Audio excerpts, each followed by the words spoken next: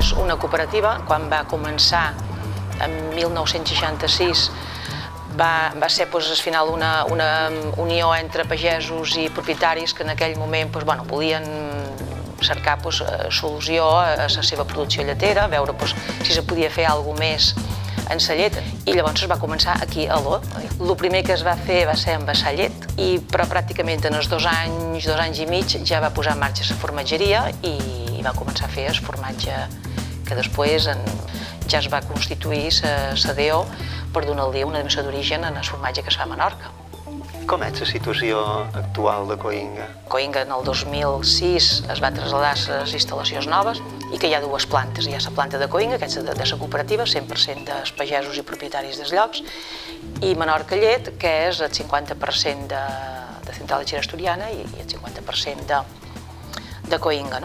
I a partir d'aquell moment sí que les instal·lacions ens han donat per millorar moltíssim més tot el que és el control i procés del producte. Què són les quotes de llet? Les quotes és un cupo que se va fixar a cada país de l'estat d'Europa per produir una quantitat de llet concreta. Sabien que el 2015 se'n anarien o se desapareixerien. El que passa que quan vist que no arriba, a vegades no tothom fa les passes adequades. I què està passant? Que ja fa un parell d'anys que efectivament països que tenen els costos molt baixos s'han posat a produir bastant més llet. Això ho sumes a que Rússia va tancar les fronteres i per tant hi ha producte làctic que ja no se'n va cap allà, sinó que queda també dins Europa, ha fet aflorar una miqueta més de producció del que és habitual. Conclusió, davallada de preus. A Menorca no ha afectat tant perquè el fet que hi hagi una cooperativa forta, que lluita al màxim per el benestar dels seus cooperativistes, dels seus socis, està aguantant aquests preus, i en aquests moments sí, a la península hi ha mitges de preus que se'n van a quasi per davall de 20 cèntims, el qual això és insostenible. Aquí de moment estem inclús pràcticament per damunt de 30 cèntims, 29 cèntims, depenent un pot de les qualitats, i esperant que en un any això s'estabilitzi.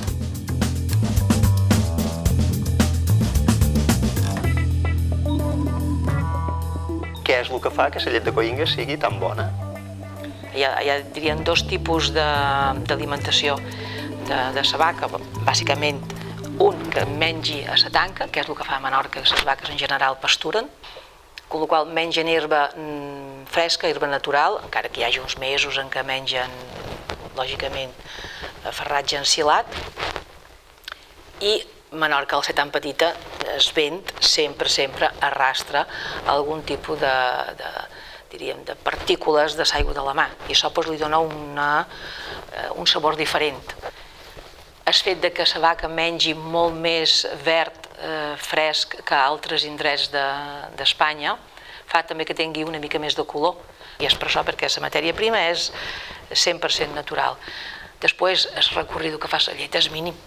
Aquí el màxim d'enfora que pot estar un litre de llet de la planta de Menorca, de la planta de Coïnga, són 33 quilòmetres, que és d'aquí en el lloc més enfora que tenim a Ciutadella. Amb la qual cosa el recorregut de la llet i la frescura de la llet és total.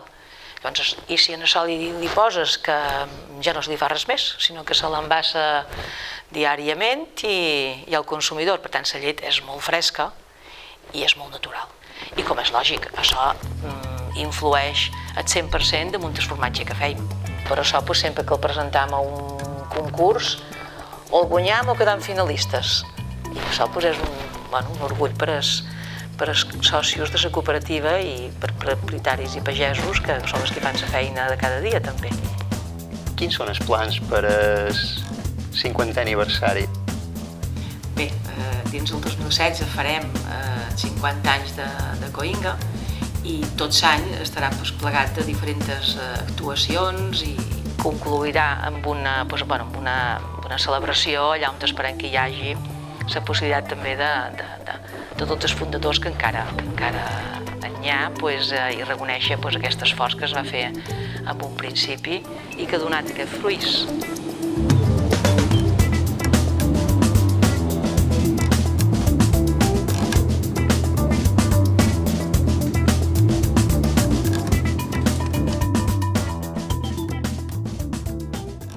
Que jo les vull de veritat.